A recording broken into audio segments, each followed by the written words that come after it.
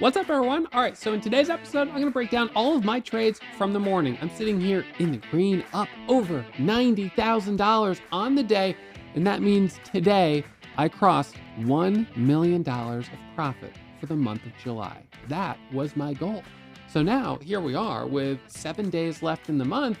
And man, if I can keep averaging $50,000 a day, I'm going to be right back up to about 1.3 million, which is exactly where I finished the month of June. So wow, $2.6 million in 2 months.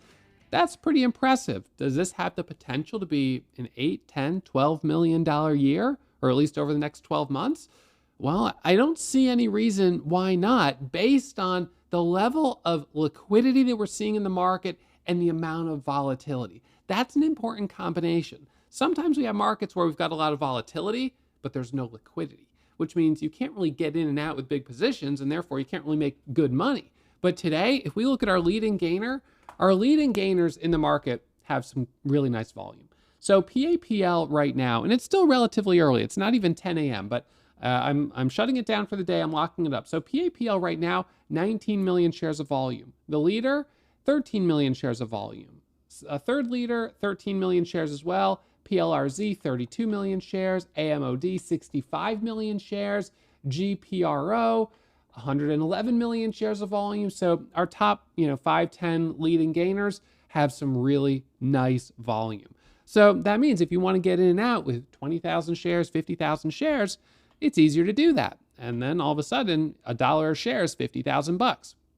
So let's look at PAPL. This is the stock that I traded today. But what's funny, the reason I'm laughing is because if you recall, yesterday, this stock hit our scanners, it popped up, and then it completely reversed. So yesterday morning, this hits the scanners. We'll just zoom in here. So PAPL goes from $4 to $5 to $6, hit a high of about $6.24. I actually pulled up the stock in my level 2 on Lightspeed, and I did shift 1 to try to buy at $6. And I got an order rejected. It said security is halted. And I was like, it's not halted. It's currently trading. So I emailed the service desk over at Lightspeed. I said, hey, there's a problem here. Can you fix it? They did. But anyways, I don't think anyone was really able to trade it. I think there was an issue. So it ends up popping up on very light volume. It drops all the way back down to 250. So from 650 to 250, then, as the day goes on, it kind of bounces up. And all of a sudden this morning, at 4 in the morning, it squeezes back to 6, micro pullback, and it goes from 6 all the way up to $10.47 on no news. Classic, right? So it pops all the way up to 1047 right here. Then it drops all the way back down to 6, pops back up. Now on the 1 minute, you can see this topping tail candle. We don't really like that. It shows that although the price went up, it got pushed right back down. So it sells off here, goes sideways for a while.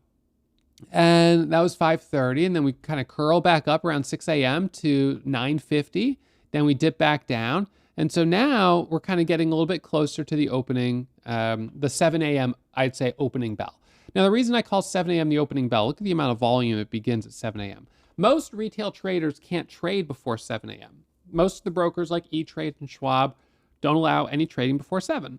So when you have a stock, and I'll give you an example. So sometimes we'll have a stock that made a really big move the previous day, continued after hours, is continuing even higher between 4 a.m. and 7 a.m. What do we expect will happen at 7 a.m.? I actually expect it's going to drop. And the reason is because I expect that there are people that held overnight and see how much it's up between 4 a.m. and 7 a.m., but there's nothing they can do. They can't take profit until 7 a.m.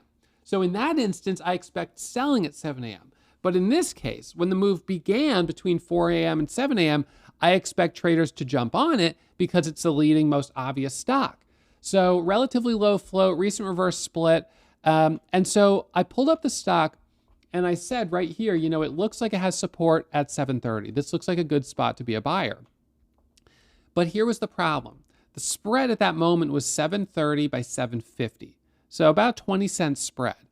I put out my order for 5,000 shares and I didn't press it. I just sort of thought, if I press this twice or 3 times, I'm probably going to end up getting filled at, with some slippage, 750, 755, 760, maybe 765, maybe even 775. So I sort of was like, nah, I don't know if that's going to work. I'm a little concerned that's going to be too high. So it ends up popping, as you can see here, to 849. And then because that's got a topping tail, it dips down for a second to about $8. And as it curls back up, I added there 5,000 shares, initial position, 524. And I added at 530, I added at 540, I added at 550, I added as it squeezed through this pivot here of 5, I'm saying 5. It was 824, 830, 840, 850, and then looking for the break of 880, then looking for the squeeze through 9. And so then right at 7 a.m., it ends up popping up here to a high of about $11.12. And so in that move right there, I made $77,000 in those 4 candles. So 4 minutes, $77,000. It ended up being a total profit of about $2 a share on 35,000 shares. That's kind of how it ended up working out. So even though I added some of the shares I ended up selling break even, but that's sort of how it averaged out, about $2 a share, which is pretty solid. So, and look, I mean, this went from $8 down here, 9, 10, and then all the way to a high of 11, 12. So then it dips down, it curls back up, but it's not able to get back through the high. And then we have this rejection right here. So unfortunately, I was like, that's kind of tricky. Then as we get a little closer to, 9:30, we get this sort of consolidation here with resistance at about $9.19. I took this trade here as it popped up, dipped down, and then that pop up to 10.50. Nice little dip, and then a squeeze back up there. So I got a little profit on that. That put me up to about, 85,000 or so on the day. And then I actually gave back a little bit. And where I gave back a little bit of profit was, so this 5-minute pattern was forming right here. 1, 2, 3, 4, 5 green candles in a row. And right here on this doji, I was adding, and I was thinking this was going to make an attempt through the high of 11.12. And so I was wrong on that. It dropped back down. So I gave back a little profit on that. And then we had one trade on WeBuy. WeBuy popped up. I was a little hesitant on it. So it pops up here from 8 to 14, drops down. I bought this dip down here at 12. It goes from 12 back to 14 and then back to 10. And I was like, yikes. Red candle, that's a rejection. Now I made money because I got in. I was up over $1 a share. I took some profit off the table. So I locked up $6,700, but it didn't hold. It sold off hard. And then I was like, well, that's no good. It went sideways for a little while. It almost looked like maybe we were going to get a second attempt at the break of VWAP, but it just started fading and it didn't happen. So that was a little disappointing. Outside of that, ANEB popped up. Headline on ANEB is plans to take the stock private at $3.50 a share. So essentially it's like a buyout and it's going to go private.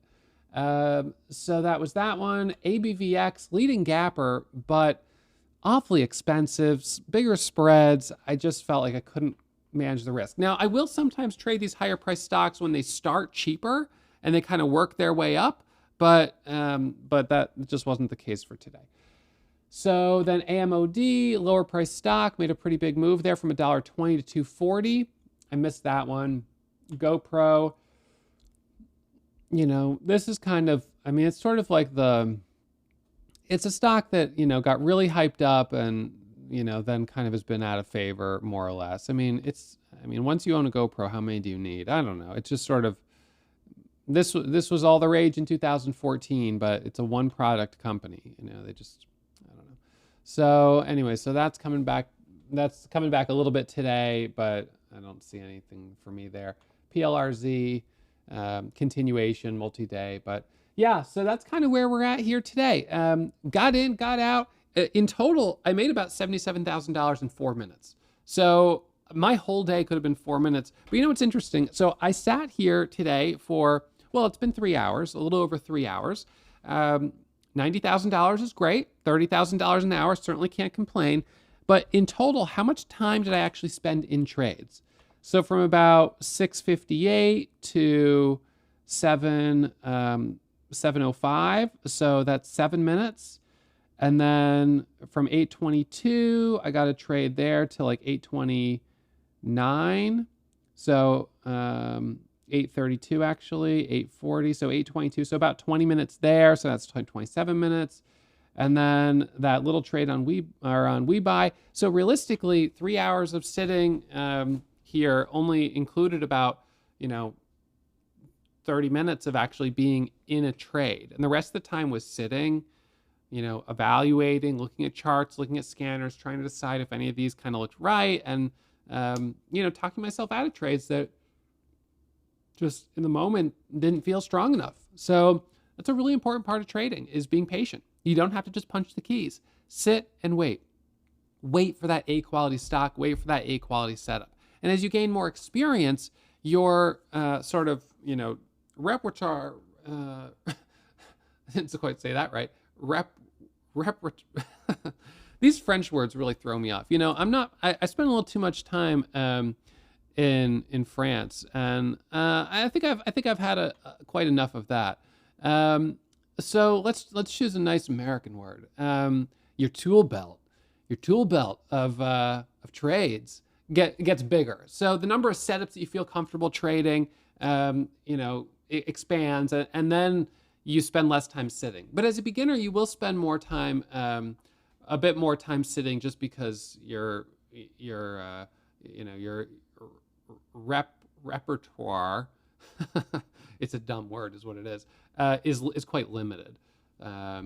So anyways, well, that's a good enough spot to finish this recap. So, hey, you guys, as always, I'll remind you, trading is risky. My results aren't typical. So please, I encourage you to manage your risk and practice in the simulator before you put real money on the line. We're definitely seeing some volatility, but what goes up goes down. Easy come, easy go. So take it slow, and I'll see you guys back at it first thing tomorrow morning, 7 a.m., streaming for members here at Warrior Trading.